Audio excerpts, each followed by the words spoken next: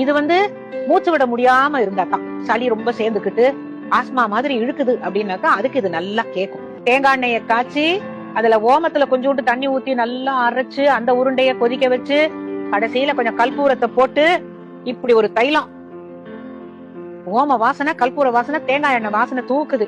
இத இந்த மூச்சு விட முடியாம தவிக்கிற போது இத தடவினீங்கன்னாக்கா கொஞ்சம் ஈஸியா, நீங்க சொல்லுவீங்கல்ல, கொஞ்சம் ஈஸியா மூச்சு விடலாம். அதுக்குதான் இது. இந்த தைலத்தை செஞ்சு ஒரு சின்ன சீசால போட்டு வீட்டுல பத்திரமா வச்சிருங்க.